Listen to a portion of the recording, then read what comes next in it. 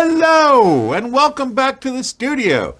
I'm Dr. Wigo, and today we're going to review the iPhone 16 Pro Max. It's not really a review, but it's kind of a review. Well, you'll see. I've been putting off reviewing this because it wasn't finished. Well, it's still not finished, but it's almost finished. No, it's not. Here's the problem. iOS 18.2 comes out tomorrow, Monday, December 9th, but that's still not finished. It's got more of the Apple Intelligence features, but still not the ones we want. We want the Smart Siri. Smart Siri is now going to be maybe January, February, possibly March. So we're a long way from what Apple has been advertising as why you should buy this. Because all the ads say it's for Apple Intelligence. Yeah, well, it doesn't have Apple Intelligence. Well, not all of it and not the good parts. But let's run through the reasons why you might want to get it, even though it's unfinished. But overall, my advice is going to be when we get to the end, I'll just save you some time. I don't think you should. And I'll explain why as we go along. The 16 Pro Max is the best phone Apple has ever made. But they say that every year. Well, and it's true every year. It really is a good phone. But if the iPhone you have is serving you well, yeah, you might want to think twice about spending all the money to move up to this guy. So what are the reasons you might want to upgrade to the iPhone 16 Pro or Pro Max, or even the iPhone 16? Well, the Pro Max, I can tell you, the number one reason you might want to upgrade is battery life. This thing's battery is huge, and it's nearly impossible to run down. I've never gotten anywhere close to a low battery situation. So for battery life, the Pro Max, now only the Pro Max, yeah, the others have slightly better battery, but this guy has a huge battery. That doesn't seem like a very good reason. Yeah, it's not a very good reason. Well, maybe you want it for the camera features. This does have better cameras. It's got a 48 megapixel main camera with a new sensor that reads twice as fast, so you can get more shots and better shots. The ultra wide is a 48 megapixel as well, which gives you autofocus and macro photography, which the older ones I don't think did the autofocus on the ultra wide. And you get the 5x telephoto with the cute little thing inside, the prism that bends all the light. And you can do 4K 120 in HDR and decide how you want to play it back later, if you want to go 1/5 speed, 1/4 speed, half speed, or the slow speed. And if you're shooting video, it's got the 4 studio quality mics with the spatial audio capture and the audio mix things, which I showed in this video back over here. So there's some good stuff in here. Is it worth over $1,000? Yeah. I mean, the screen is bigger. There's maybe the 6.9 inch versus the 6.7 of the previous models. Maybe you need a bigger screen. It's not that much bigger. Well, you also have the ProMotion 120 megahertz display and always on, and that's pretty cool. And it will go down to 1 nit so that, like, if you're scrolling in bed at night, you may not wake up your partner. And it has a 16-core neural engine and a 6-core GPU and a 6-core CPU. But of course, the iPhone 16 has a 6-core CPU and 5-core GPU. It has the camera control button, which Apple says don't call it a button, but it's a button, which will call up the camera right away. And you're supposed to be able to use the camera control button because you can slide around. You can do the zooms, but you're supposed to be able to, like, double tap it, but every time I double tap it, it takes a picture. I can never get it to switch. It's probably me.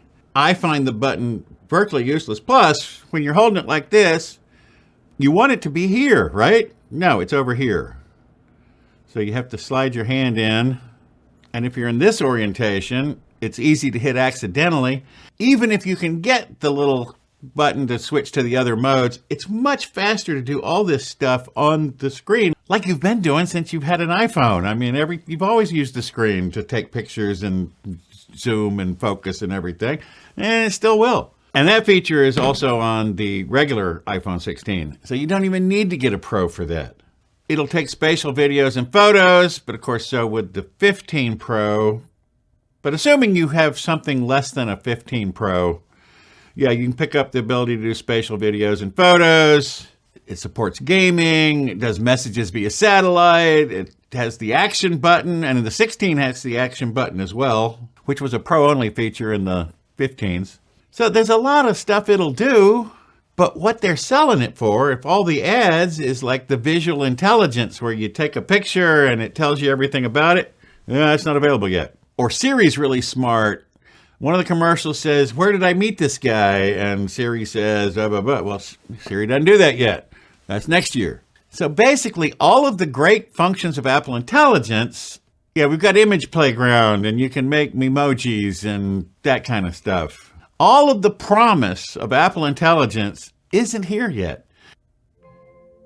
We got the fancy Siri thing, but we don't get the fancy Siri with it. Slightly smarter Siri, but not the Siri that they're advertising and that was in the demos and everything. No, that's next year.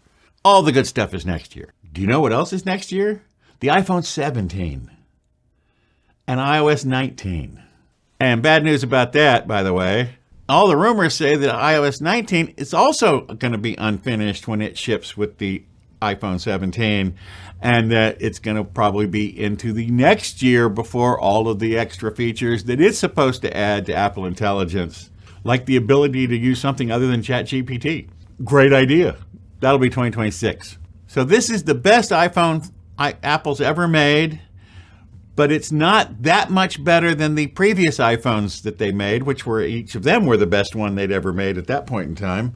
So if you're happy with your current iPhone, stick with it. If you need a lot more battery life, you may want to think about the 16 Pro Max. Or if you're into all the camera stuff and you want to learn all that, and the camera control will work with other apps. You don't have to use the Apple camera app. You can use third-party apps like the one from Blackmagic Design. It's a very capable phone. It's a very good phone. I would recommend it, except that it's not done. And they're selling it based on Apple Intelligence features that don't exist in it yet and won't until next year. So why would you go out and spend all this money for something that you're probably going to want to replace later? You know the iPhone 17 is going to be the best phone they ever made. Or if the iOS 19 rumors are to be believed and they will be rolling those features out, maybe you want to wait for the 18. It all depends on you.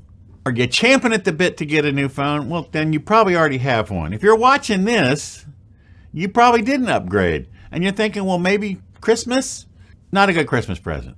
The iPhone 16 may be a better Christmas present because A, it's cheaper, and B, you got the fancy colors, and it does most of what this does. It has the camera control feature. It has all. You're not getting a whole lot more with this than you are getting over the regular iPhone 16.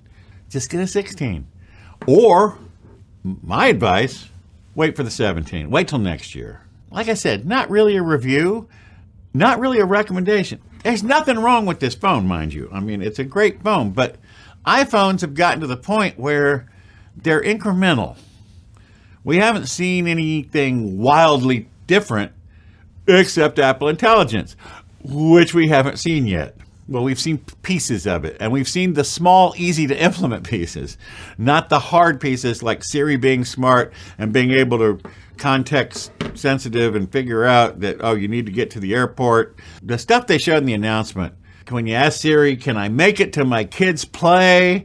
And Siri says, well, given the traffic and the thing, and you have this meeting until then, yes, you can. It won't do that yet.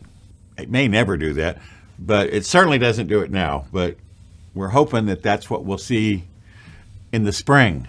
That's kind of all I got about this. It's a great phone. You're not making a mistake if you buy one. If you have infinite money, like I seem to, it's going to run out after I retire, so not much longer. Well, then go ahead. But if you're worried about your budget, I wouldn't spend it on this. I would buy Christmas presents for other people that aren't iPhones. Got someone with hearing trouble? Get them the AirPods Pro 2s with the hearing aid thing. That's amazing. The AirPods Pro 2 are on sale all over the place.